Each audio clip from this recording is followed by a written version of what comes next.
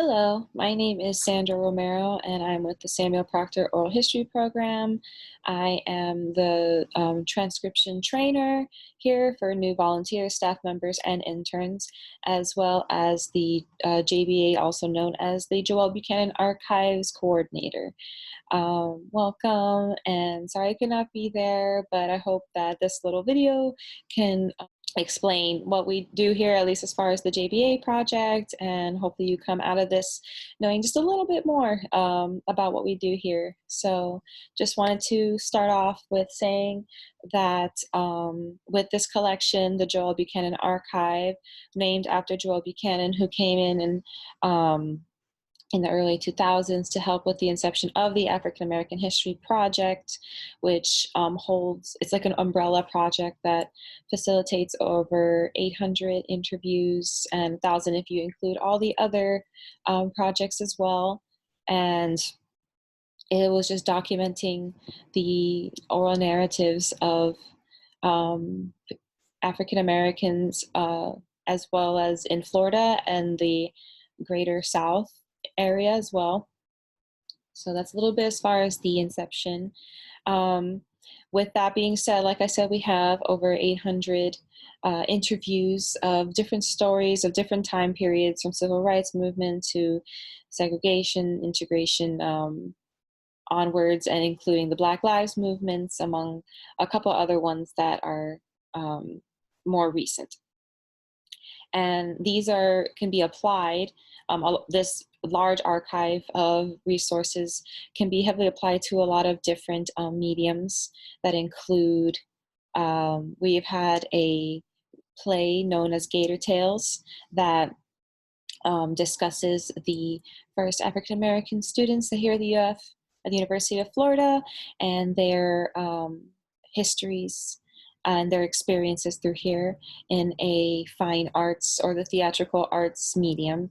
We have had public forums and events documenting the cultural significance and historical importances of different places in Florida, different cities, from Rosewood, Florida, Ocoee, Lincolnville, St. Augustine.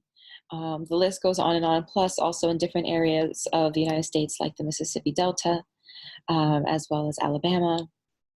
So it can be applied in a number of ways. We also, with our extensive amount of resources, have a lot that can be found in the UFDC, known as it's the archives or the libraries, that has a majority of our resources that can be used for research in the realm of academia. I know we have plenty of people who have sought out our sources before to be able to complete their dissertations as well as thesis. But not only that, it can also be used to help currently with our curriculums for K through 12. Actually, now that the standards have changed, our sources are now more accessible. So the resources can be also applicable to K through 12 criteria as well as curriculum, and it would be able to help teach history from a different perspective, first-person perspective narrative that you will not find in a textbook. That being said, with now what it's happening with the Joel Buchanan Archives is we are spearheading towards getting the majority, if not our complete collection, uploaded to the university library, the archives, the UFDC, and hopefully will be all completed by the end of this year, so that anyone from school students to family member can publicly access all of these wonderful oral history narratives that you really wouldn't have gotten in any other realm of learning history. And it's really rich. So it's been a wonderful experience being part of it and being able to help get all of these accessible for everyone, to just hear these voices that our libraries, they have their own histories and different ways of how we interpret the surroundings and events around us.